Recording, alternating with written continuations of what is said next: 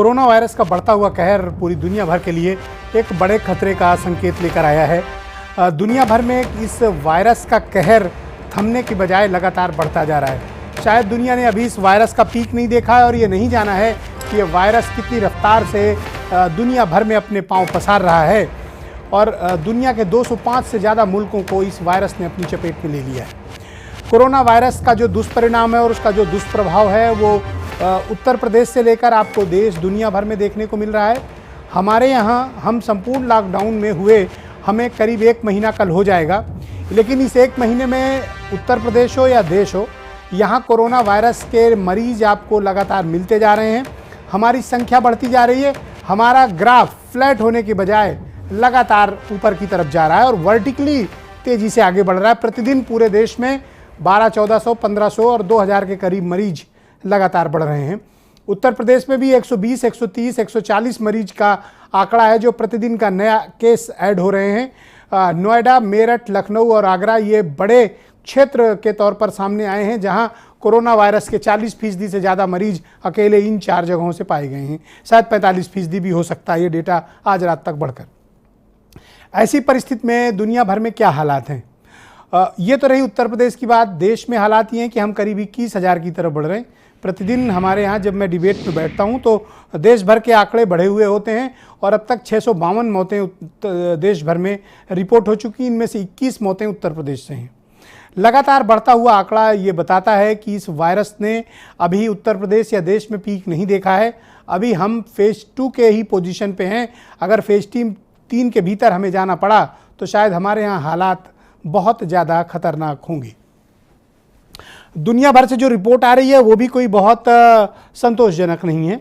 America में लगातार cases बढ़ते जा रहे हैं और वहाँ मरने वालों की तादाद 43,000 पार कर चुकी है। आज अभी रात में डेटा जारी होगा क्योंकि वहाँ सुबह हो रही होगी। तब जब डेटा आएगा तब पता चलेगा कि वहाँ कितने लोग मरे हैं। लेकिन पिछले दिनों का औसत बताता है कि अमेरिका में प्रतिदिन 2,000 से ज़्यादा लोगों की मौत हो रही है। अब तक वहाँ पर 8.5 लाख के आसपास मरीज चिन्हित किए जा चुके हैं जिन्हें कोरोना है। यूरोप के हालात ऐसे हो गए हैं कि अभी एक रूटीन खबर बन गई है कि यूरोप में मरने वालों की तादाद स्पेन, इटली, फ्रांस और बेल्जियम इन सब शहरों में लगातार इटली में बढ़ती जा रही है और प्रतिदिन वहाँ पर इन प्रत्येक देशों में 500 से ज़्यादा लोगों की मृत्यु हो रही है। मरीजों की संख्या भी उतनी ही रफ्तार से बढ़ रही है। तो कहीं से कोई ऐसी खबर नहीं है कि वहाँ कोरोना का ग्राफ फ्लैट होने के बजाय नीचे आने के बजाय आ रहा हो। हर जगह आपको ग्राफ में वृद्धि दिखेगी। इस बीच रूस में भी हालात बिगड़े हैं और वहाँ भी तकरीबन 53 से 54 हज़ार मरीज पाए गए हैं। हालांकि रूस ने अपने यहाँ टेस्ट रफ्तार को बेहद बढ़ा दिया है और अब तक 23 लाख टेस्ट करके दुनिया को चौंकाया है। अमेरिका 43 लाख टेस्ट कर चुका है और भारत 4 लाख टेस्ट कर चुका है और उत्तर प्रदेश में 38,000 टेस्ट हुए हैं। हमारी आबादी 23 करोड़ है। हमें टेस्ट क्षमता को बढ़ाना पड़ेगा। वही एक विकल्प है जो इस विकल्प के जरिए हम कोरोना वायरस को मात दे सकते हैं।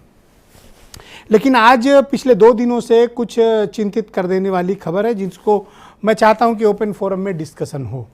भारत में कोरोना वायरस को टेस्ट करने की 2 प्रणाली हैं। एक PCR बेस्ड है जिसको सार्वभौमिक मान्यता मिली हुई है, जिसको इंटरनेशनल मान्यता है। जिस टेस्ट किट की वो मुख्य तौर पर जर्मनी से आती है, लेकिन चाइना भी उसकी आपूर्ति करता है। दूसरा रैपिड टेस्ट किट है जिसको ये माना गया था कि ये कोरोना वायरस में गेम चेंजर साबित हो सकता है। बड़ी रफ्तार से और बड़ी जल्दी इसके नतीजे भी सामने आते हैं और इसको हम बड़ी तादाद में जल्दी से कर सकते हैं। इंडियन कॉन्टिनेंट को ये टेस्ट रैपिड टेस्ट सूट कर रहा था, इसको गेम चेंजर माना गया था। लेकिन राजस्थान में एक हुए अध्ययन में बहुत चौंकाने वाली बात सामने आई कि इसमें से जो रिजल्ट है उसकी एक्यूरेसी 7% से लेकर 61% तक गलत आ रही है। यानी जो टेस्ट किट हम चाइना से मंगाकर या जो इस्तेमाल कर रहे थे उनमें से 71% के नतीजे गलत थे और जिन कोरोना वायरस के पॉजिटिव मरीजों पर इनका टेस्ट किया गया उनके नतीजे भी ये टेस्ट निगेटिव दिखा रहे थे, जबकि PCR बेस्ड जो टेक्नोलॉजी है, जो टेस्ट है, उसमें सब पॉजिटिव थे। ये बड़ी चिंता की बात है और ICMR ने, भारत सरकार ने 2 दिनों के लिए इस टेस्ट किट के इस्तेमाल पर रोक लगा दी है। तो जाहिर सी बात है कि हमारी टेस्ट करने की रफ्तार अचानक से और कम हो गई है। 2 दिन के बाद ICMR डिसाइड करेगा कि इस रैपिड टेस्ट किट का इस्तेमाल करना है या नहीं करना है। चीन से आ रही टेस्ट किट में धोखा मिल रहा है। वो टेस्ट किट बेहतर नहीं है। भारत सरकार को एक्सपर्ट्स ने पहले ही एडवाइस किया था कि कृपया जर्मनी की टेस्ट किट का इस्तेमाल करें, लेकिन उपलब्धता के अभाव या फिर कोई और कारण हो सकते हैं कि जर्मनी की किट्स भारत नहीं पहुंच पाई। हमें चाइना की किट्स का ही इस्तेमाल करना पड़ रहा है जो धोखा दे रही हैं, जिनके टेस्ट नतीजे 7 से लेकर 61% तक गलत आ रहे हैं। तो आप अंदाज़ा लगाइए कि हम एक गहरी और अंधेरी गुफा के भीतर से गुजर रहे हैं, और ये हालात भारत जैसे विकासशील देशों के लिए ठीक बात नहीं है, क्योंकि हमारी आबादी बहुत बड़ी है। ये क्या गलती है? ये ICMR की गलती है, मिनिस्ट्री ऑफ होम की गलती है, क्योंकि टेस्ट किट कोई राज्य सीधे अन्य देशों से परचेज नहीं कर सकता, वो भारत सरकार ही देगी। हम सिर्फ PPE किट वगैरह ही मंगा सकते हैं, जो कुछ राज्यों ने कोशिश की, लेकिन अभी कोई बहुत सकारात्मक संदेश या खेप हमें नहीं मिली है। तो आगे का वक्त कैसे होगा? चीन ने हमारे साथ क्यों गलत किया? दुनिया भर में क्या चीन की ये गलती है? और अगर टेस्ट ही गलत होंगे तो आप सोचिए कि हमारे आपके लॉकडाउन रहने का फिर क्या तात्पर्य रह जाएगा। भारत सरकार ने इस पर कुछ बयान दिए हैं, मैं चाहता हूं कि आप वो सुने। पहले पैरामीटर में वो प्रोडक्ट खरा नहीं उतरेगा तो उसको इस्तेमाल नहीं किया जाएगा। और इसी के तहत आप ये समझ के चलिए कि कहीं पर भी किसी भी जगह पर कोई भी प्रोडक्ट, चाहे वो लोकल हो चाहे इम्पोर्टेड हो, उसके क्वालिटी पैरामीटर्स को चेक करके ही हम फील्ड में यूज करेंगे। उन PPE किट्स के बारे में डॉक्टर्स का ये व्यू था कि इनको जो पर बहुत पहले जो खरीदे गए थे उनको आगे न यूज किया जाए, तो उस पर भी निर्णय आज हो गया है और उस पर भी गंभीरता से विचार करके आगे की कार्रवाई भी करने का निर्देश प्रमुख सचिव चिकित्सा और प्रमुख सचिव चिकित्सा शिक्षा को दे दिया गया।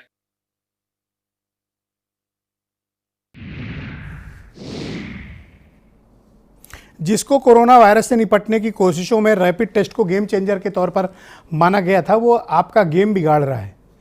हम 1 महीने से लॉकडाउन में हैं, कल 1 महीना हो जाएगा। 30 दिन 30 दिन में अगर हम इस गोल्डन टाइम का सदुपयोग नहीं कर पाते हैं तो यकीन मानिए ये भारत के लिए बहुत मुश्किल वक्त होगा, क्योंकि इस महामारी में अगर ये मक्कारी चाइना ने हमारे साथ की है और हम इसे नहीं पकड़ पाए हैं, और तब तक ये लगातार इस टेस्ट किट के भरोसे हम चल रहे हैं, तो आपको उन सब लोगों का टेस्ट दोबारा करने पड़ेंगे जिनको आपने इस टेस्ट किट में निगेटिव आने के बाद घर जाने दिया या सोसाइटी के भीतर जाने दिया। अब इनकी भी जांच करनी चाहिए, और जितनी भी स्टेट सर्विलांस हैं, जो भी राज्य सरकारों ने रैपिड टेस्ट किट का इस्तेमाल किया है, कृपया वो सब इसको सबक लें, सीख लें, और सभी राज्य सरकार उनका दोबारा PCR बेस्ड टेस्ट कराएं, क्योंकि सिर्फ इस टेस्ट के भरोसे रहकर अगर आपने किसी को निगेटिव घोषित करके सोसाइटी के भीतर जाने दिया तो लॉकडाउन के सभी उद्देश्यों पर पानी फिर जाएगा। हमारे आपके त्याग, साधना, परिश्रम और कठिन तपस्या को मिट्टी में मिलने में कोई वक्त नहीं लगेगा।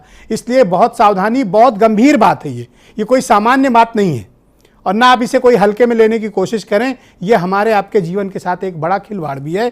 कृपया चेत जाएं। राज्य सरकारों को भी चाहिए कि वो रैपिड टेस्ट किट पर विश्वास करने के बजाय PCR बेस्ड टेस्ट पर विश्वास करें, और जिनको रैपिड टेस्ट किट के वजह से निगेटिव आने की वजह से सोसाइटी में वापस जाने दिया गया, घरों को वापस जाने दिया, उनका फिर से टेस्ट किया जाना, रीटेस्ट बहुत अनिवार्य है, और इसको में किसी किस्म का समझौता नहीं किया जाना चाहिए।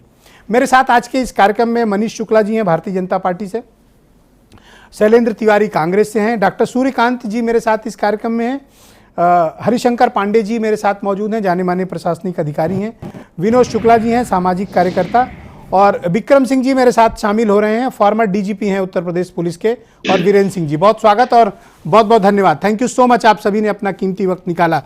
रैपिड टेस्ट की जिस तरह से रिपोर्ट्स आ रही हैं और भारत सरकार ने मनीष जी इस पर रोक लगाई है, ये बहुत चिंता की बात है, क्योंकि हम उत्तर प्रदेश में रैपिड टेस्ट का बड़ी मात्रा में इस्तेमाल कर रहे थे। अब इसके नतीजे 6 से 71% गलत हैं। उत्तर प्रदेश ने भी स्वीकारा है कि इसके नतीजे ठीक नहीं आ रहे हैं। तो अब हमें क्या करना चाहिए, और उत्तर प्रदेश यानी आपकी सरकार इस पर क्या रणनीति बना रही है? जी, पूरा राज्य, पूरा देश और पूरा विश्व कोरोना जैसी विभीषिका से लड़ रहा है। रैपिड किट के माध्यम से निश्चित रूप से ये आशा थी कि टेस्ट होंगे, क्योंकि इस विभीषिका से लड़ने के 2 उपाय हैं। लॉकडाउन करके न्यूनतम लोगों से लोग संपर्क में आए, और उस लॉकडाउन का अपनी व्यवस्थाओं को बेहतर करने के लिए करना है। और भारत सरकार ने निर्णय लिया है कि 2 दिन से टेस्ट न है।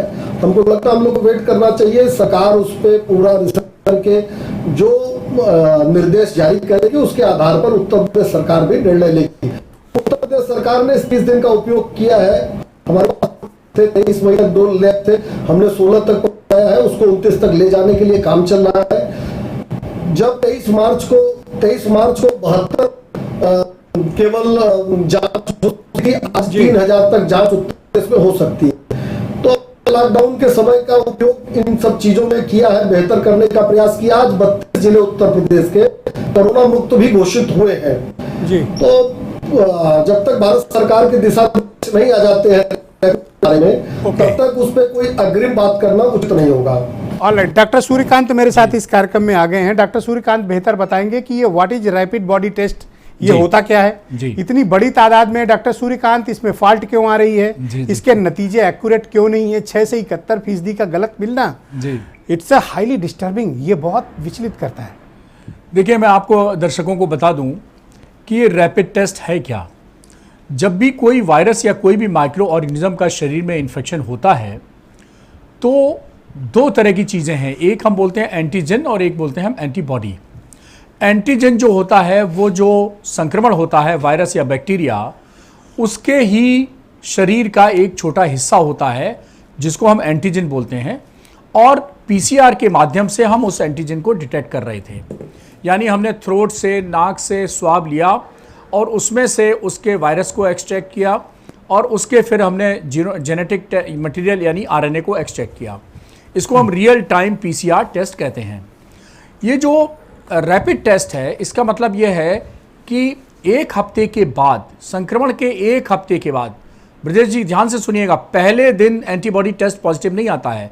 ये जो रैपिड टेस्ट है 1 हफ्ते, अगर संक्रमण के शुरू के 1 हफ्ते में किया जाएगा तो ये नेगेटिव आएगा, तो इससे डायग्नोस्टिक कंफर्मेशन या अर्ली डायग्नोसिस नहीं बनती है। पहला तुम्हें दोनों जो कंपेरेबल टेस्ट दिए जा रहे हैं, ऐसा लग रहा है कि एक टेस्ट दूसरे टेस्ट का विकल्प है, बिल्कुल नहीं है।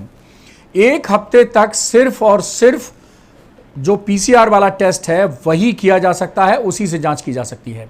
ये जो 1 हफ्ते बाद एंटीबॉडी बनती है, ये एंटीबॉडी कहलाती है IgM, इम्यूनोग्लोबिन M, और ये उसके दूसरे हफ्ते के बाद जो एंटीबॉडी बनती है उसका नाम है IgG यानी इम्यूनोग्लोबिन G, और ये लगभग 4 हफ्ते तक, 3 से 4 हफ्ते तक दोनों एंटीबॉडी रहती हैं। तो एक बार संक्रमण हो गया, 1 हफ्ते के बाद जब हम टेस्ट करते हैं तो मास में, बड़ी संख्या में हम टेस्ट करना चाहते हैं और उससे हम देख लेते हैं कि कितने लोग संक्रमित हो गए और उनके कितने अंदर टेस्ट किट में क्या खामी सामने आई है डॉक्टर साहब? जी, इसमें IgM, इसमें खामियां ये आई है कि संक्रमित लोगों का टेस्ट किया गया, जो कंफर्म पीसीआर टेस्ट थे उनका टेस्ट किया गया, जिनके अंदर ऑलरेडी एंटीबॉडी बन चुकी थी, यानी 1 हफ्ता गुजर चुका था संक्रमण का, उसके बावजूद ये टेस्ट नेगेटिव आ गए। तब लोगों की आंख खुली, अब ऑर्डर करके मंगवा तो लिया, अब वो आप ये तो ICMR की गलती है ना कि आपने विदाउट अप्रूवल और बिना चेकिंग के आपने चाइना से कैसे 10 लाख किट मंगाई? जो आपने 10 लाख किट मंगाई डॉक्टर साहब? मुझे टेक्निकल नहीं मालूम कि ऑर्डर ICMR करता है या स्वास्थ्य मंत्रालय करता है, पता आपको बेहतर पता है, आप मेरे ख्याल से गाइड करना चाहिए आपको। नहीं,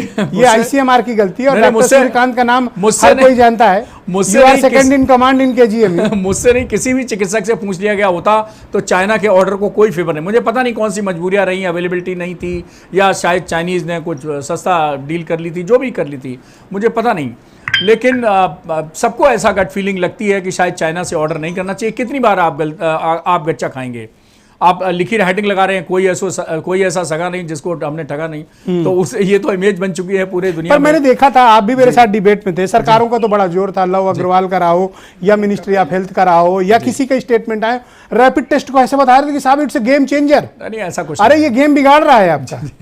देखिए, डायग्नोसिस तो अर्ली स्टेज में कंफर्म होगी, वो पीसीआर टेस्ट से ही होगी, रियल टाइम पीसीआर से, जिसकी टेस्ट हो रही है। मैं एक पता नहीं ICMR की एक 19 अप्रैल की एक और गाइडलाइन है, पता नहीं वो चर्चा में क्यों नहीं आ रही, इतनी बढ़िया गाइडलाइन है। वो एक नोटिफिकेशन ICMR का 19 अप्रैल का ये कहता है कि जिस मशीन से हम लोग टीबी की जांच करते हैं उसको हम कहते हैं CBNet machine, cartridge based nucleic acid amplification test. तो ये न्यूक्लिक एसिड क्या, RNA को ही न्यूक्लिक एसिड कहते हैं, राइबो न्यूक्लिक एसिड होता है RNA का नाम।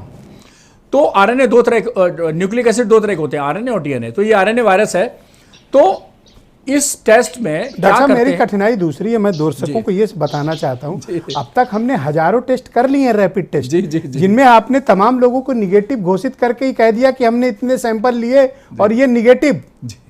अभी उनका क्या करना है? वो फैला रहे हैं। देखिए कन्वलेसेंट पीरियड मतलब भाई आप 28 दिन गंभीरता तक, समझ, अब मसला समझ रहे हैं ना मैं क्या कहना मैं समझ चाहता गया आपकी बात। 28 दिन तक कोरोना संक्रमित व्यक्ति दूसरे को बीमारी फैला सकता है, और पॉजिटिव को अगर हमने नेगेटिव डिक्लेयर कर दिया तो वो तो कॉन्फिडेंटली नेगेटिव घूम रहा है और धड़ल्ले से वायरस फैला रहा तो है। फिर ये लॉकडाउन का क्या मतलब है?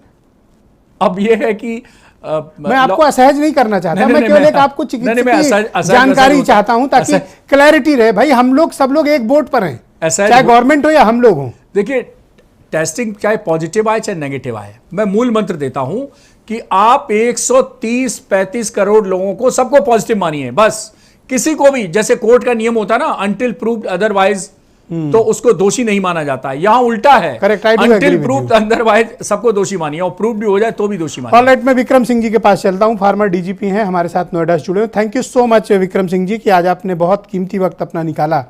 30 दिन होने जा रहे हैं हमें लॉकडाउन में, और फ्रंट लाइन पर हमारी उत्तर प्रदेश की पुलिस पूरी क्षमता, पूरी ताकत, पूरी निष्ठा के साथ लगी है।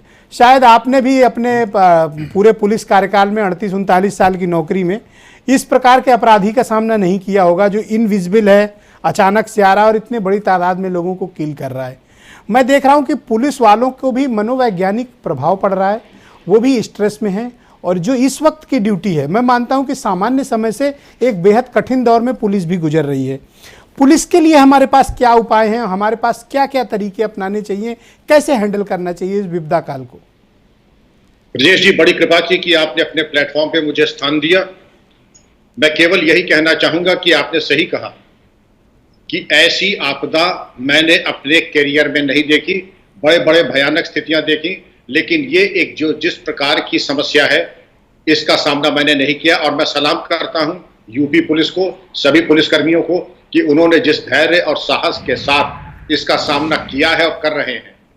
लेकिन आपकी जो समीक्षा है वो भी सत्य है कि कालांतर में युद्ध की स्थिति में एक बीमारी होती है मानसिक अवसाद, PTSD, और इसके अलावा मनोवैज्ञानिक तमाम अवस्थाएं होती हैं कि स्लीप डिप्राइवेशन, ओवरवर्क जी, और कार्य की अधिकता के साथ साथ जो प्रेशर बनता है और परिवार का जो एक शॉक एब्जॉर्बर होता है वो नहीं मिल पाता है अधिकारियों कर्मचारियों को।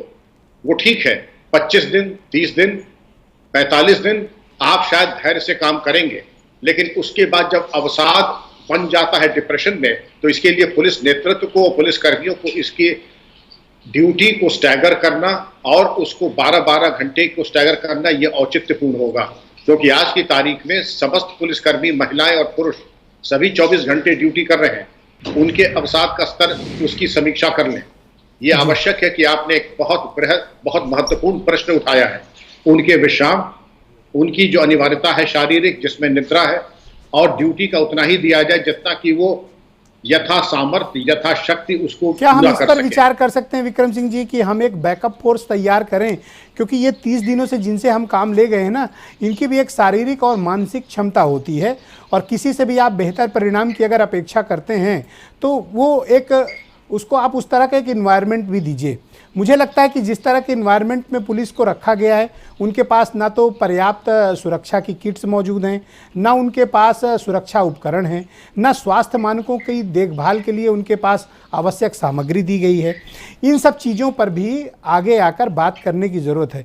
मैं अप्रिशिएट करता हूं कि पुलिस डिपार्टमेंट ने अपने एक दिन की सैलरी, DGP साहब गए और सबकी सैलरी दे आए, लेकिन अच्छा होता कि पुलिस डिपार्टमेंट के लिए अलग से PPE किट खरीद ली जाए, अलग से ग्लव्स खरीद लिए जाएँ, अलग से मास्क खरीद लिए जाएं, और भी जो स्वास्थ्य संबंधी ज़रूरी उपकरण हैं वो भी DGP साहब और बाकी अफसरों का फर्ज है कि पुलिस के जवानों को उपलब्ध कराएं। बिल्कुल सही ब्रजेश जी, इससे बढ़िया कल्याणकारी कदम हो नहीं सकता है कि पुलिस कर्मियों के स्वास्थ्य के बारे में ये अभिनव प्रयोग हो और इस पे कार्रवाई की जाए। क्योंकि मैं नहीं समझता हूं कि पुलिसकर्मी अपने ड्यूटी के दौरान जब गोली लगने पे नहीं बोलता है, तो जब इन्फेक्शन की बात आएगी, ये छोटे मोटे डिस्कम्फर्ट होगा तो चर्चा करेगा। आज की तारीख में कुछ पुलिसकर्मी अब शहीद हो रहे हैं, और हमारे जो रिटायर्ड पुलिस ऑफिसर्स का एक फोरम है ये कह रहा है कि जैसे बैटल में, युद्ध में होता है मार्टर्स मेडल, तो कोविड मार्टर्स मेडल की भी व्यवस्था की जाए, उनके इंश्योरेंस की व्यवस्था की जाए और उनके अलंकरण के बारे में ऐसी व्यवस्था कर दी जाए। इलाज के बारे में तो आपने जो रूपरेखा प्रस्तुत की है वो आदर्श व्यवस्था है और कंपलसरी मेडिकल चेकअप होना ही चाहिए। किट्स की व्यवस्था होनी ही चाहिए हर जनपद में और हर पीएससी बटालियन में पुलिस अस्पताल है। मैं देखता हूँ सबका टेस्ट हो रहा है, सबका टेस्ट किया जा रहा है। तो भाई हमारे जो पुलिस के जवान फ्रंट लाइन पे काम कर रहे हैं, थानों में काम कर रहे हैं, आपने देखा होगा मेरठ में, गाजियाबाद में, इन सब जगहों पे पूरा का थाना क्वारंटाइन है। वो जिस तरह की परिस्थिति में काम कर रहे हैं वो संक्रमण के शिकार हैं। तो आपको रैंडमली पुलिस वालों का टेस्ट भी करना चाहिए जो फ्रंट लाइन पे। आपके दो उत्तर मैं देना चाहूंगा। ये तो बहुत आवश्यक है कि पुलिस कर्मियों की और जो अभी हमारे डॉक्टर्स, नर्सेस, सफाई कर्मी हैं उन सब की, लेकिन मैं समझता हूं कि उनकी चेकिंग एक तरीके से होनी चाहिए। और दूसरी बात आपने बैकअप की कही थी, किसी भी युद्ध की स्थिति में एक बैकअप होना चाहिए, एक बैकअप टू बैकअप और backup to backup to backup भी होना चाहिए, क्योंकि इसकी तैयारी, ये युद्ध 15 दिन, 1 महीने, 3 महीने में खत्म होने वाला नहीं है। ये कब तक चलेगा ये कोई नहीं जानता है। जी नहीं, मेरी चिंता वही है कि जो पुलिस की लीडरशिप इस वक्त है उन्हें विचार करना चाहिए कि एक आपकी पूरी की पूरी बटालियन, एक पे एक पूरा दस्ता ये पिछले 30 दिनों से अपनी ड्यूटी पे मुस्तैद है। अब इनको कुछ दिन का रेस्ट दीजिए और इनकी जगह रिप्लेसमेंट दीजिए। मुझे लगता है कि आप जैसे लोग अगर इस लीडरशिप को ध्यान दिलाएंगे तो हो सकता है कि उन्हें ये बात और इसकी आवश्यकता ज़रूर प्रतीत होगी। ब्रजेश जी, आज ही आपके प्रोग्राम का यूट्यूब लिंक मैं डीजीपी को, अवनीश अवस्थी साहब को, मुख्य सचिव महोदय को भेज करके मेरी प्रबल संस्तुति होगी कि जो संस्तुतियां आपने की हैं पुलिस कर्मियों के विश्राम, बैकअप और उनकी चेकिंग की, मेरी प्रबल संस्तुति होगी। मुझे पूरा विश्वास है कि अवस्थी जी, अवनीश अवस्थी जी और मुख्य सचिव महोदय इस पे गंभीरता से लेकर के इस पे कार्रवाई जरूर करेंगे। मैं आपका आभार प्रकट करता हूं। हमारे साथ जुड़े रहिएगा। हरिशंकर पांडे जी मेरे साथ मौजूद हैं, बहुत सीनियर एडमिनिस्ट्रेटिव ऑफिसर हैं और पिछले 38-39 साल उन्होंने भी उत्तर प्रदेश में काम किया और बड़ा लंबा एडमिन एक्सपीरियंस है। Thank you so much Pandey ji. मैं आपसे समझना चाहता हूं कि उत्तर प्रदेश में जो टेस्ट की रफ्तार है, एक तो वो कैसी चल रही है, दूसरा हम डिलीवरी सिस्टम को क्या बेहतर कर पाए हैं, तीसरा क्या हम डिटेक्ट और लोगों को क्वारंटाइन जो कर रहे हैं क्या हम बेहतर उनको सुविधाएं दे पा रहे हैं। एक एडमिनिस्ट्रेटर के तौर पर आपका अनुभव क्या कहता है और उत्तर प्रदेश को कहां पर आकलन आप करते हैं उसका? देखिए ब्रजेश जी, हम केवल इतना कहना चाहते हैं, आज हम जो भी बोलेंगे वो केवल फैक्ट्स पर और जो शासन के आदेश है उनके आधार पर बोलेंगे। अब आप सुनिए, भारत में कोरोना वायरस का पहला केस 30 जनवरी को आया था और 30 जनवरी से लेकर 27 फरवरी तक कोई कार्य नहीं हुआ। WHO ने अपनी वार्निंग जारी की थी 27 फरवरी को, लेकिन भारत सरकार ने इस पर कोई कार्रवाई नहीं की। 24 मार्च को पहली बार भारत सरकार ने पीपीई किट के लिए और सबके लिए एडवाइजरी जारी की। लेकिन सबसे दुखद तथ्य है जो हम आपको बताना चाह रहे हैं कि 19 तारीख तक भारत सरकार ने अपनी सरकारी कंपनियों से पीपीई किट, जितने और भी मास्क इत्यादि थे, इनको एक्सपोर्ट करती रही। 19 तारीख को इन्होंने उस पर बैन लगाया। 22 तारीख को पब्लिक कर्फ्यू था। 24 तारीख से लॉकडाउन हुआ और फिर भी प्राइवेट प्लेयर्स अपना एक्सपोर्ट करते रहे। 4 अप्रैल को पहली बार भारत सरकार ने कहा कि अब कोई भी एक्सपोर्ट नहीं करेगा बिना हमारी अनुमति के। तब तक यहां के सारे मटेरियल बाहर जा चुके थे। ये सब ऑन रिकॉर्ड है और ये सब हमारे पास ऑनलाइन ICMR की और सबकी और मिनिस्ट्री की वेबसाइट से हमने लिया है। 24 तारीख के आदेश के बाद भी जब डॉक्टर्स को, पैरामेडिकल स्टाफ को किट्स नहीं मिले, तो उन्होंने जनहित संस्था के माध्यम से सुप्रीम कोर्ट को अप्रोच किया।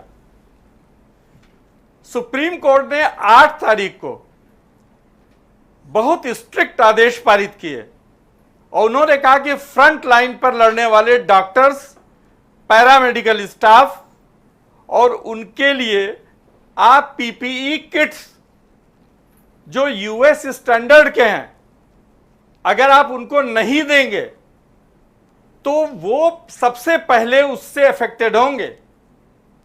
और उनका यह भी निर्देश था कि ये पीपीई किट ये हल्के फुल्के वाली नहीं है। तो अभी आप क्या खामियां देख रहे हैं पांडे जी? एक मिनट सुनिए आप। उसके बाद अब टेस्टिंग किट की स्थिति यह हुई कि जब हमारे पास टेस्टिंग किट नहीं थे, उस स्थिति में भी सऊदी अरब में 11 तारीख को आपने अपने 15 डॉक्टरों को भी भेजा वहां के लोगों को ट्रेनिंग दिलाने और उनको मदद करने के लिए। आपकी स्थिति बहुत खराब थी। अब आगे आइए, फिर उसके बाद आईसीएमआर ने 12 टेस्टिंग सेंटर मेडिकल कॉलेज को बनाया और जिसमें नोडल बनाया केजीएमयू को। लेकिन केजीएमयू को छोड़ करके आप जरा सबका ब्रेकअप देखिए, आपको कभी नहीं मिलेगा। अब आगे चलिए। ये बात सही है। जब ये नहीं काम कर पाए तो होम मिनिस्ट्री ने, भारत सरकार के और मेडिकल हेल्थ ने, उन्होंने प्रेशर डाला आईसीएमआर पर कि आप जो है और अलाउ करिए प्राइवेट लोगों को और या जितने मेडिकल कॉलेज हैं जी। तो आपको बता रहे हैं हम कि आईसीएमआर के डायरेक्टर ने, देखिए वो भी होशियार आदमी ही होगा ना, उसने एक ऑर्डर पारित किया जो हमारे पास है। 10 अप्रैल को उन्होंने कहा और उन्होंने लिखा, it has been directed by Honorable Union Minister of Home Affairs and Honorable Union Minister of Health and Family Welfare to increase capacity for COVID-19 in all government and private medical colleges of the country।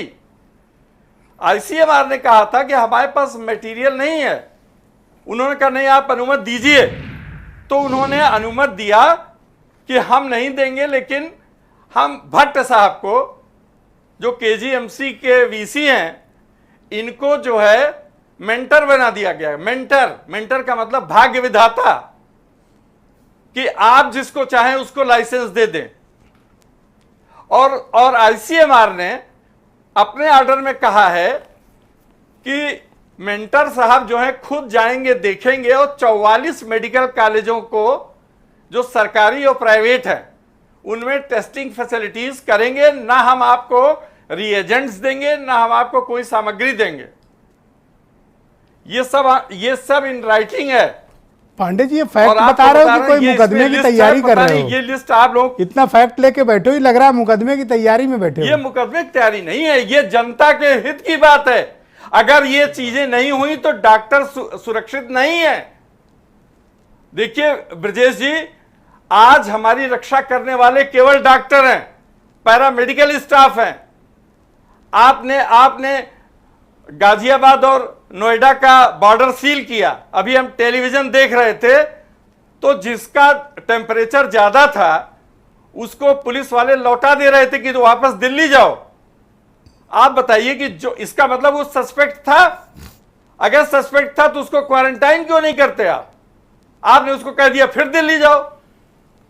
तो देखिए कहीं ना कहीं तालमेल का अभाव है। Okay जी। और आईसीएमआर बिल्कुल स्पष्ट रूप से अपनी बात कह रहा है और उसके पूरे रिकॉर्ड हमारे पास हैं। हम देखते हैं टेलीविजन पर, अपने यूट्यूब पर देखते हैं, अपने इंटरनेट पर देखते हैं। वो बहुत होशियारी से चल रहे हैं और बहुत ही कॉशियसली प्रोसीड कर रहे हैं। और रैपिड टेस्ट के बारे में उन्होंने भी कहा था कि ये मत कराइए। तो क्या आईसीएमआर की बात सुनी नहीं जा रही है? आईसीएमआर को इग्नोर किया जा रहा है? नहीं सुनी जा रही, बिल्कुल इग्नोर किया जा रहा है। आप देखिए, हमारे पास रिकॉर्ड तो है। अच्छा, और आप अब यहां की जिम्मेदारी भट्ट साहब की है, इनको नाम से बनाया गया है। आप देखिए इसके पृष्ठ 2 पर है, ये देखिए मेंटर है, मेंटर यूपी के इनका नाम है professor MB Bhatt, vice chancellor, Shah Meena road chowk. अरे पांडे जी, हम लोग कोई मुकदमे की बहस में नहीं इनका दिया है, डिबेट है, थोड़ा टेलीविजन में समय कम होता है। अरे भाई ये देखिए सुरक्षा, आप बात तो सुनिए, सुरक्षा की बात कर रहे हैं और आप कह रहे हैं मुकदमे की। आप बताइए कि अगर डॉक्टर की सुरक्षा न करें, पुलिस की सुरक्षा न करें, सुप्रीम कोर्ट का ऑर्डर न माने, सुप्रीम कोर्ट ने कहा है। अरे तो मैं तो एक टेलीविजन एंकर हूं ना, मैं कोई कोर्ट थोड़ी चला रहा हूं। आप मेरे ऊपर गुस्सा करने से आपको कुछ नहीं मिलेगा। अरे भाई हम आपसे रिक्वेस्ट कर रहे हैं, आपको धन्यवाद दे रहे हैं कि आप जैसे मजबूत आदमी हमको मौका दे रहे हैं कि हम अपनी जनता को वास्तविकता से अपनी सरकार को अवगत कराएं। मेरे साथ कांग्रेस सरकार के प्रतिनिधि पांडे जी, मैं नेक्स्ट राउंड में आपको दूंगा, बाकी फैक्ट आप नेक्स्ट राउंड में रख लीजिएगा। शैलेंद्र तिवारी जी हैं कांग्रेस से। शैलेंद्र जी, तमाम तरह के आरोप लग रहे हैं और पहला मामला तो राजस्थान से आया है कि उन्होंने रैपिड टेस्ट से में तमाम खामियां पकड़ी हैं। आखिर इस तरह के अगर गलत टेस्ट हो रहे थे तो अब तक भारत की सरकार ने इसको पूर्व चेतावनी क्यों नहीं दी? देखिए, मैं पहले भी मैं कहता था तो लोग कहते थे, जब मैं कई बार सचेत करने की बात करता था तो यहाँ पर बैठे प्रवक्ता बीजेपी के वो कहते थे कि आलोचना कर रहे हैं। आज हरिशंकर पांडे जी ने पूरा चिट्ठा सामने रख दिया, सच्चाई यही है। मैं आपको धन्यवाद देता हूँ, साधुवाद करता हूँ कि आप जितनी जिम्मेदारी के साथ इस विषय पर परिचर्चा करते हैं। मुझे लगता है कि हिंदुस्तान की सरकार अगर इतनी चिंतित होती तो आज देश की स्थिति दूसरी होती। मैं आपको बहुत बहुत साधुवाद धन्यवाद देता हूं। हम लोग एक ही बोट पे हैं, चिंता तो करनी पड़ेगी शैलेंद्र जी। बचेंगे तो मैं पत्रकारिता करूंगा, आप राजनीति कर लीजिएगा। बिल्कुल। विक्रम सिंह जी पुलिस वालों को पढ़ा लेंगे। बिल्कुल। हरिशंकर जी अपना मुकदमा कर लेंगे, मनीष जी राजनीति कर लेंगे। यहाँ जितने भी लोग बैठे हैं, मतलब चैनल पे जो भी आज लोग हैं, सब लोग मुझे लगता है कि मुझे छोड़ करके सभी मुझसे ज्यादा बुद्धिजीवी हैं। नहीं, आप भी बुद्धिजीवी, लेकिन विषय इतना गंभीर है, उसके बाद भी सरकार जो है विनोद वो शुक्ला जी, सरकारों को टेस्ट प्रक्रिया को लेकर क्या सतर्कता और क्या सावधानी बरतनी चाहिए? जी ब्रजेश जी, धन्यवाद मुझे समय देने के लिए। मैं कहना चाहूँगा कि जो जांच के स्तर पर जो देर लग रही है, लापरवाही हो रही है, और जो जिस तरह से जांच होनी चाहिए जल्दी, वो नहीं हो पा रही। लॉकडाउन तो लगा दिया गया, लेकिन लॉकडाउन के समय का यूज नहीं किया जा रहा।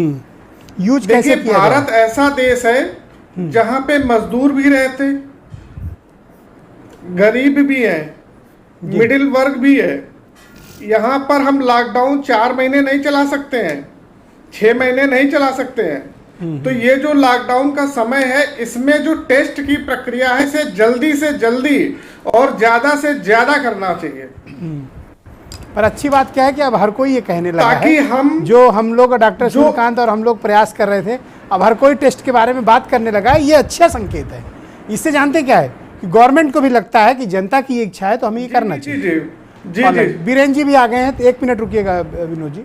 वीरेंद्र जी, आपसे समझना चाह रहे हैं कि आज उत्तर प्रदेश का क्या अपडेट है और क्या जानकारी है? उत्तर प्रदेश सरकार ने आज क्या नए इनिशिएटिव्स लिए हैं? वीरेंद्र जी, देखिए, यूपी में आज 10 जिले कोरोना मुक्त हो गए हैं, लेकिन रायबरेली में 8 और संख्या बढ़ गई है। और यूपी का जो ताज़ा आंकड़ा है अभी इस घंटे का, उसमें हमारे यहाँ 1449 मरीज हो गए हैं कोरोना के, 1449। और 53 जिले भी चपेट में, और आगरा में सबसे ज़्यादा इस समय 324 मरीज हैं, और लखनऊ में 170 के करीब हैं। तो ये जो 2-3 बड़े ज़िले हैं, मैं उनकी बात बताई मैंने आपको। और भारत में आज 1486 नए केस आए हैं। कल भी 1300 समथिंग था, परसों 1400 कुछ था, उसकी लगातार 1400, 1300, 1400, 1500 आसपास आ रहा है जी रोज। और विदेशों में तो 26 लाख केस हो चुके हैं और 1,80,000 मौतें हैं जी। अब रही बात, तमाम सारी बातें किट की आ रही हैं। एक आज सोशल मीडिया पर ये बात देखने को मिली कि गोरखपुर के एक विधायक हैं राधा मोहन दास अग्रवाल, उन्होंने 28 मार्च को ICMR की एक रिपोर्ट पर बहुत बड़ा सवाल खड़ा किया है और प्रधानमंत्री को और स्वास्थ्य मंत्री को उन्होंने चिट्ठी लिखी, बाकायदा चिट्ठी है उनकी, जिसमें कहा गया है कि ये जो जिन किटों की Indian council of medical research ये सूची दे रहा है और कंपनियों की सूची जारी कर रहा है, ये गलत है, ये किटें गलत साबित हो सकती हैं। एंटीबॉडी टेस्ट की ये किटें थी। इसको लेकर राधा मोहन दास अग्रवाल ने 25 मार्च को ही पत्र लिखा है। ये बहुत बड़ा खुलासा है। और कहा जाए, देखिए वो खुद एक डॉक्टर हैं, MBBS MD हैं, शिशु रोग विशेषज्ञ रहे राधा मोहन दास, और आज गोरखपुर से वो विधायक हैं 4-5 बार से, मंत्री नहीं बने वो अलग बात है। तो उन्होंने ये बात सब सवाल खड़े किए हैं। अभी तमाम सारी और बातें हो रही थी, जांच नहीं हो रही है, किट घटिया आ रही है इस देश में, ये गरीबों का देश है, ये तमाम जब राष्ट्राध्यक्ष आते हैं तो उनके लिए करोड़ों अरबों रुपया उनके रास्ते में दीवार बनाने के लिए खर्च होता है, उनकी शौक श्रृंगार पर अरबों रुपया खर्च करती है सरकार। ये किसानों का देश है साहब, ये तो गेहूं काटता है, ये तो धान और भूसी खाता है, घास की रोटी खाने वालों का देश है जी। समानता और असमानता में अंतर कहाँ है? कथनी और करनी में, दोनों में फर्क कहाँ है? जब इस देश में 30 जनवरी को पहला मरीज आ गया था तो 25 मार्च को लॉकडाउन क्यों लगा? क्या हम उसके इस 2 महीने के अंतराल में हम क्या क्या करते रहे, ये भी देश की जनता के सामने सार्वजनिक होना चाहिए। कौन कौन सी किट खरीदी गई, घटिया खरीदी जा रही है, लोग मानसिक रूप से पीड़ित हो रहे हैं। मजाक चल रहा है क्या देश में? मतलब आप कैसी किट से जांच करके निगेटिव घोषित करके अपना पीठ थपथपा रहे हैं? जो ICMR जिस पर जिम्मेदारी है वो भी संदेह के दायरे में आता है, उस पर भी सवाल खड़े होते हैं। आखिर इस देश में लोग भरोसा किस पर करें? भगवान को छोड़कर शायद धरती पर उम्मीद कम बची है जी। वैसे जब भारत का नक्शा आप देखिए तो कोरोना से पूरे देश का नक्शा लाल है। खाली 2 छोटे छोटे राज्य हैं जिनमें कोरोना मुक्त हो गया है, गोवा है और एक कोई पूर्वोत्तर का राज्य है। अब समस्या यह है ब्रजेश जी कि बड़ा आदमी जो है उसके पास तो खाने पीने के लिए भरपूर है, और गरीब आदमी के पास खाने नहीं है तो कोई दे रहा है खाने को। लेकिन मिडिल क्लास जो नौकरी पेशा है या जो काम धंधा करता है वो खाली साबुन से घर में बैठ के हाथ धोए, भोजन पेट में न जाए, यह स्थिति हो गई है। कितने दिन रखा पैसा खाएगा गरीब आदमी या मिडिल क्लास वर्ग? ये भी सरकार को सोचना होगा। जो संस्थान नौकरियां दिए हुए हैं 100 50 लोगों को, जिनके पास आमदनी के स्रोत बंद हो गए हैं, वो वेतन कैसे देंगे अपने कर्मचारियों को? सरकार कहती है वेतन दीजिए, पैकेज किसको दिया जा रहा है? सरकारें आगे और आए, मदद की अब जरूरत है। 1-1 हज़ार रुपया यूपी की सरकार ने गरीबों को दिया, ठेला खोमचा वालों को दिया। मुख्यमंत्री की तारीफ हो रही है, उन्होंने काम भी किया। तमाम विपरीत परिस्थितियों में, पारिवारिक समस्याओं में प्रदेश का 1 मिनट भी साथ नहीं छोड़ा। योगी जैसे मुख्यमंत्री की तारीफ होनी चाहिए। लेकिन जी, क्या कोरोना हिंदू और मुसलमान हो गया है? क्या ये राजनीति का या वोट पाने का तरीका है? मुनव्वर राना ने 1-2 लाइन का शेर लिखा जी कि जो भी सुनता है हैरान हुआ जाता है कि अब तो कोरोना भी मुसलमान हुआ जाता है। तो क्या ये इस तरह से हम लोग बीमारियों का आकलन करेंगे?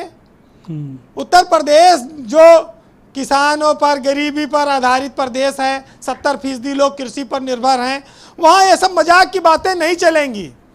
वहाँ गरीब को अगर सही जांच नहीं हो सकती तो उनको भोजन की व्यवस्था कर दो, वो उसी से लड़ लेंगे, इम्यूनिटी बढ़ा लेंगे जी। खेत में फड़ुआ चलाने वाले, कुदाल चलाने वाले इम्यूनिटी की बजाय अपनी ताकत पर भरोसा करते हैं, बड़े बड़े रोग से, महामारी से, चेचक से लड़ते रहे हैं जी। कंक्लूड करें वीरेंद्र जी। जी, तो बहुत सारी चीजें हैं जी।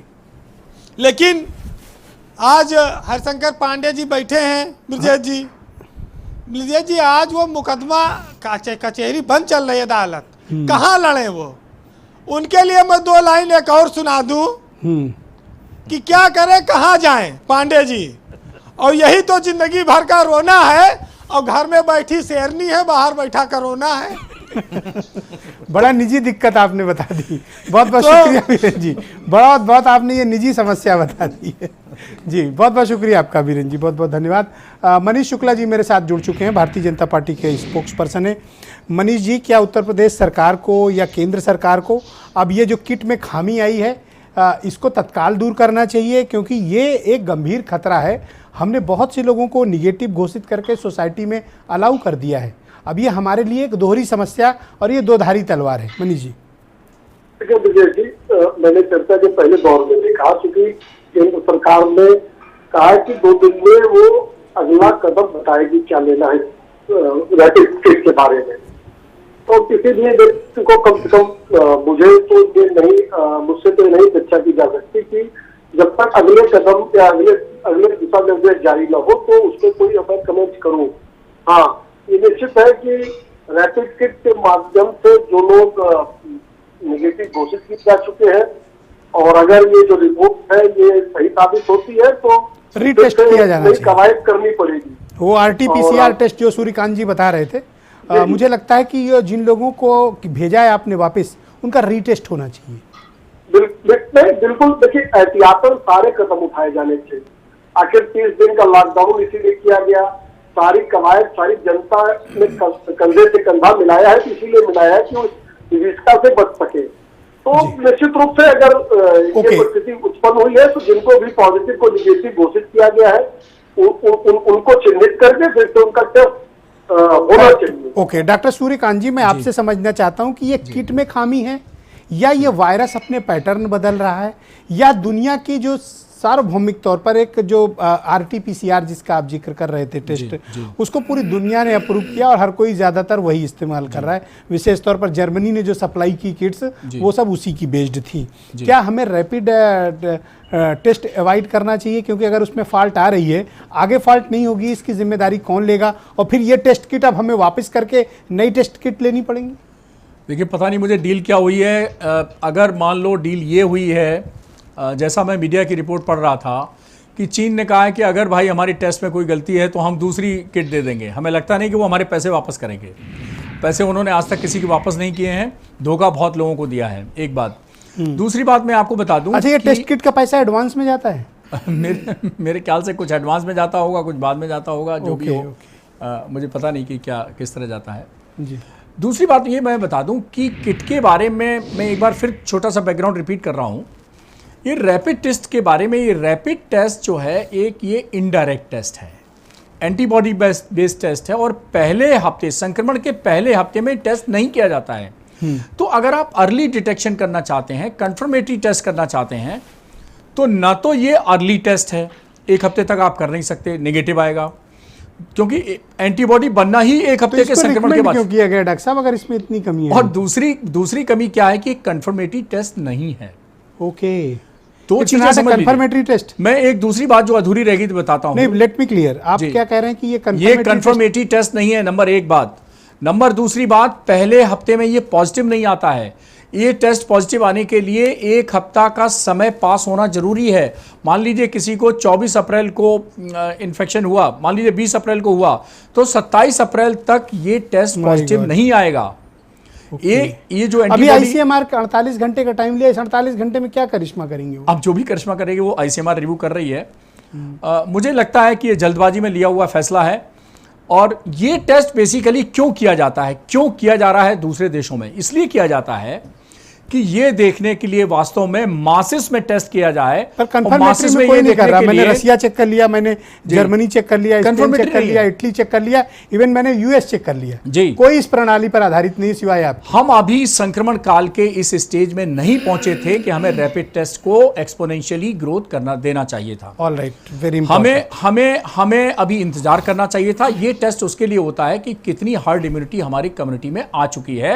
हमारा भारत, हमारा राष्ट्र के लिए नहीं है, कितना मजबूत हो चुका है। इम्यूनिटी टेस्ट चेक करता है, ये इम्यूनिटी केवल चेक करता है। ये ऑलराइट। विक्रम सिंह जी, मैं आपसे एक सलाह मशविरा भी चाहता हूं और आप बेहतर इसके बारे में बता पाएंगे।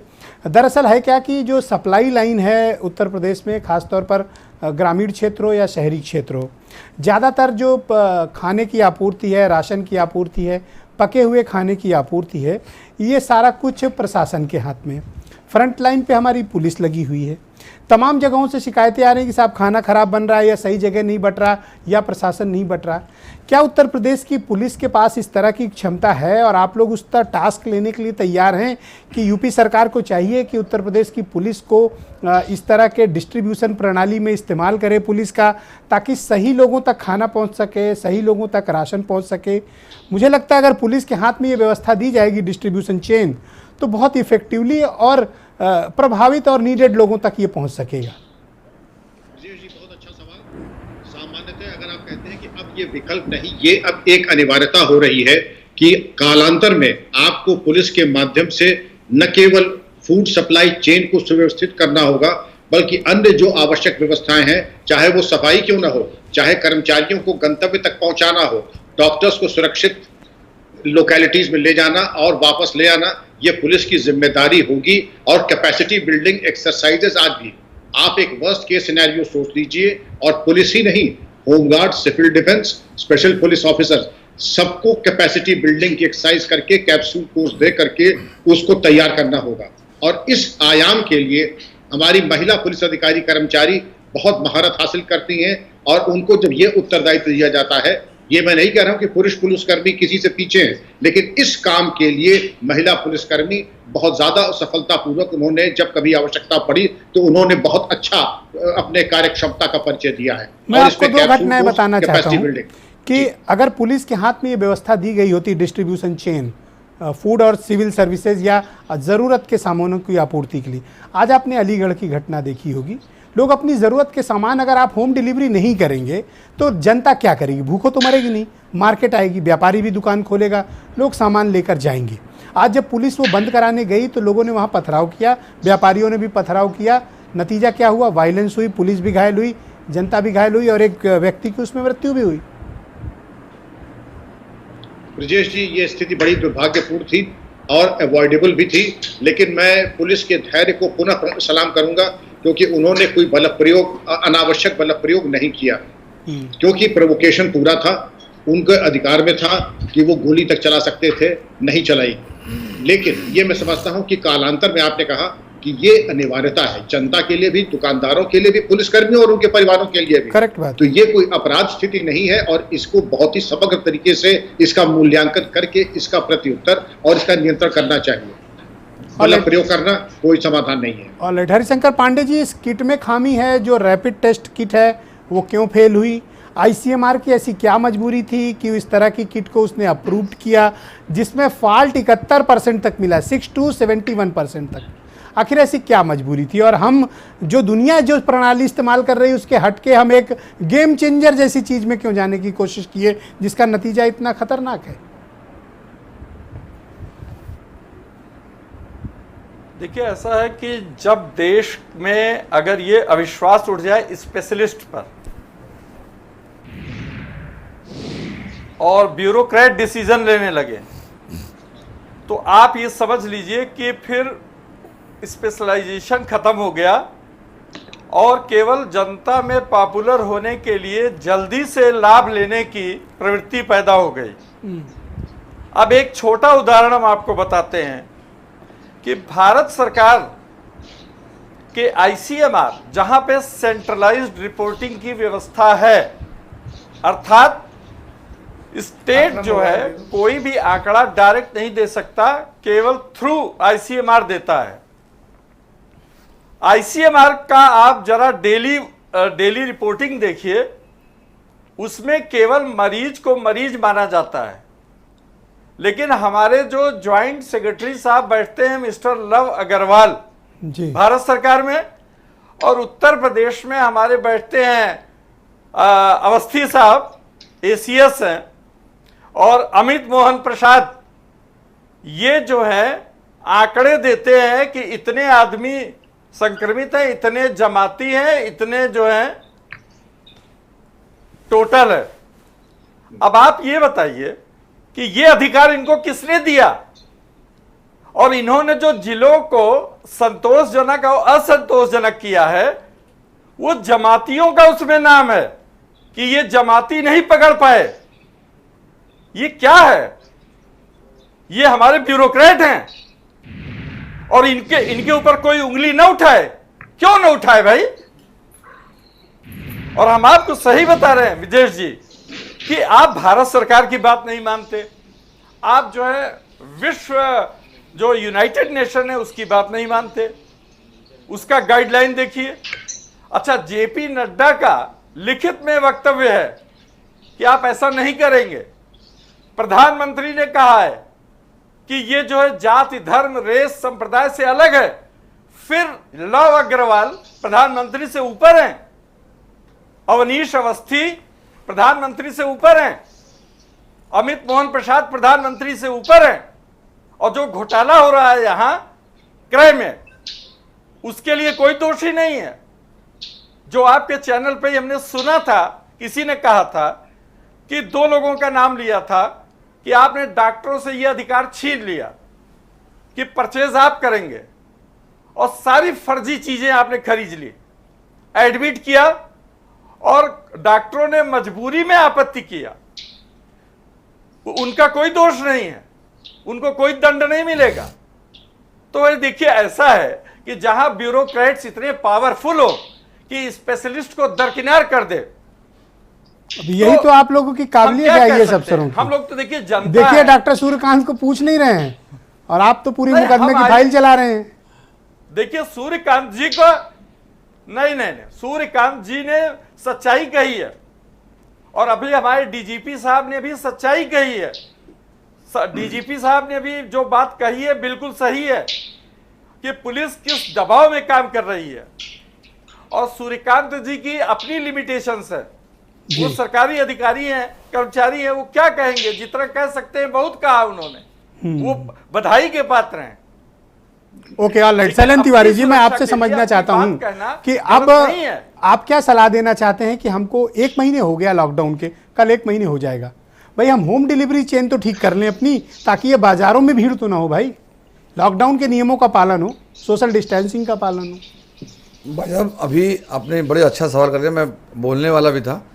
आज सुबह होम डिलीवरी तो छोड़िए, खाना यहाँ कम्युनिटी किचन की बात हो रही है। एक व्यक्ति ने 152 बार फ़ोन मिलाया और उसका फ़ोन नहीं मिला। अंतोगत्वा उस समय मेरे पास भोजन की कुछ व्यवस्था थी, मैंने उसको दिया, हमने खाओ, शाम का देखा जाएगा। अब शाम को मैं जाऊंगा तो पता नहीं उसकी स्थिति मुझे मालूम नहीं है, लेकिन ये स्थिति जहाँ पर बनी हुई है कि आंकड़ों में आप बताएंगे कि 10 लाख पैकेट हमने दिए, 8,000 पैकेट यहाँ मिल रहे हैं, उस जगह की स्थिति बहुत ख़राब होगी। जहाँ पर लखनऊ शहर में बता रहा हूँ, जब राजधानी का ये हाल है तो बाकी जिलों का तो भगवान राम ही मालिक होंगे, इससे ज़्यादा कुछ कह नहीं सकता हूँ। एक all right, yes, Vinod Shukla ji go ahead. आप कुछ मेंशन कर रहे थे विनोद जी। जी ब्रजेश जी, मैं कहना चाह रहा था कि जैसे आज हम डिस्कस कर रहे हैं कि जो रैपिड टेस्ट किट है वो ठीक नहीं काम कर रही है, चाइना ने खराब सप्लाई कर दी। साथ ही साथ डॉक्टर सूर्यकांत जी भी बता रहे हैं कि वो 8 दिन के बाद, इन्फेक्शन होने के 8 दिन के बाद ही वो पता चलता है कि इन्फेक्शन है कि नहीं है। तो देखिए, हमारे केंद्र सरकार के स्तर पर और प्रदेश सरकार के स्तर पर गड़बड़ी कहाँ हुई, क्योंकि हमारे पास निजी अस्पताल मेदांता जैसे, सरगंगा राम जैसे, अपोलो हैं जी, और इतने सारे जो प्राइवेट हॉस्पिटल हैं, उनकी लैब्स को अप्रूव्ड नहीं किया गया कि आप कोरोना की जांच करें। अगर उन्हें समय से अप्रूव कर दिया जाता और उनको ये कहा जाता कि आपके पास सैंपल भेजा जा रहा है, 48 घंटे में जांच करके भेज दीजिए, तो शायद ये रैपिड टेस्ट करने की आवश्यकता ही नहीं थी, और शायद ज़्यादा से ज़्यादा टेस्ट कम समय में किए जा सकते थे। नहीं, शुरू भी अच्छा, नहीं हुई। यूपी में दूसरा 2 एक लेबोरेटरी बात को मैं और डॉक्टर mention साहब, करना चाह रहा था। 2 लेबोरेटरी को परमिशन मिली, पर दोनों ने अभी तक एक जांच नहीं की है। अब पता नहीं उनको टेस्ट किट नहीं मिली है। देखिए, या वो करने उत्तर प्रदेश में 90% से ज़्यादा जो जांच हो रही है वो हमारे किंग जॉर्ज मेडिकल यूनिवर्सिटी में हो रही है। करेक्ट, दिन तो 10% छोड़िए, में बाकी दिन रात 15 है। दोनों हमारी पालियों में बट आई टीम लगी हुई है। अप्रिशिएट केजीएमयू को, आई अप्रिशिएट जी। कि आप लोगों ने अपनी टेस्ट कैपेबिलिटीज को जी। बहुत बड़ा कर लिया है। जी, और ये हम सब जानते हैं कि 90% के आसपास जी। तो आप अकेले करते हैं, 10% में बाकी 14 लैब हैं जी। जो करती हैं, और आप पर बड़ा लोड है। और बट बहुत एक्सीलेंटली केजीएमयू को। मैं छोटा सा एक चीज़ और ऐड कर दूं, रह जाएगी चर्चा में, कि Indian council of medical research की एक 19 अप्रैल का नोटिफिकेशन और है। मैं पांडे जी को भी कह दूंगा, उसको देख लें, पूरा रिकॉर्ड है। इतना रिकॉर्ड तो मेरे पास नहीं है जितना पांडे जी सर के पास है। मैं उनको कहूँगा इस 19 अप्रैल के नोटिफिकेशन को भी देखो। उसमें उन्होंने कहा है कि चूंकि मैं उत्तर प्रदेश में टीबी कंट्रोल को भी चेयरमैन के नाते टास्क फोर्स का देखता हूँ, तो टीबी की एक जांच की मशीन होती है जिसको हम सीबी नेट मशीन कहते हैं। उस सीबी नेट मशीन एक ऑटोमेटेड मशीन होती है। किसी भी हाई स्कूल इंटर पास कर को हम 2 घंटे में ट्रेन करके उस मशीन को ऑपरेट करने के लिए सिखा सकते हैं। उस मशीन से भी कोरोना वायरस की जांच हो सकती है। 2 तरह की मशीन है, वो 4 मॉड्यूल की है और 16 मॉड्यूल की है। हमारे केजीएमयू में तो अपग्रेडेड 16 मॉड्यूल की है, अर्थात वो एक साथ 16 सैंपल कोरोना के लगा सकते हैं। डेमो करके दीजिए, कुछ बताइए लोगों को जी। एक डेमो करा दीजिए उसका कि कुछ टेस्ट करा के पूरे कोरोना पॉजिटिव है उसी का टेस्ट करके एक बार पूरे देश में 1156 सीबी नेट की मशीन है।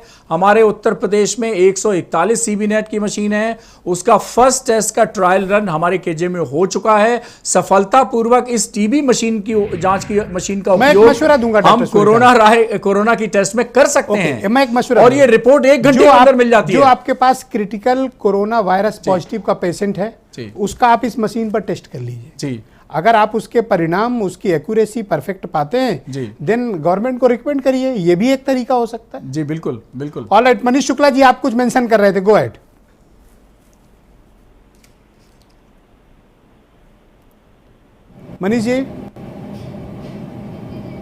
मनीष जी आप तक मेरी आवाज आ रही है? ओके, मनीष जी से मेरा संपर्क नहीं हो पा रहा है। मैं आप सबका बहुत आभार प्रकट करता हूं। बहुत बहुत धन्यवाद। इस कार्यक्रम में मेरे साथ आप सब लोगों ने अपना कीमती और मूल्यवान समय निकाला। ये वक्त बहुत कठिन है और दुनिया भर में जिस तरह से ये वायरस का संक्रमण फैल रहा है, पूरी दुनिया खतरे में। हर जगह चिंता, डर और दहशत का माहौल है। यूरोपियन कंट्रीज़ हो, अमेरिका हो, रूस हो, ईरान हो, मिडिल ईस्ट हो, भारत हो या ईस्ट एशिया के देश हों, हर जगह से हर देशों में कोरोना वायरस ने काफ़ी तबाही मचा रखी है। हम सोशल डिस्टेंसिंग, फिजिकल डिस्टेंसिंग के नियमों का पालन करें, लॉकडाउन के नियमों का पालन करें, घर पे रहें। वक्त बहुत कठिन है और हम सब मिलकर कोरोना वायरस को ज़रूर हराएंगे। ऐसा एक भारतीय होने के नाते मेरा पूरा विश्वास है कि हम सब मिलकर इस महामारी से निश्चित तौर पर लड़ेंगे, जीतेंगे। धन्यवाद।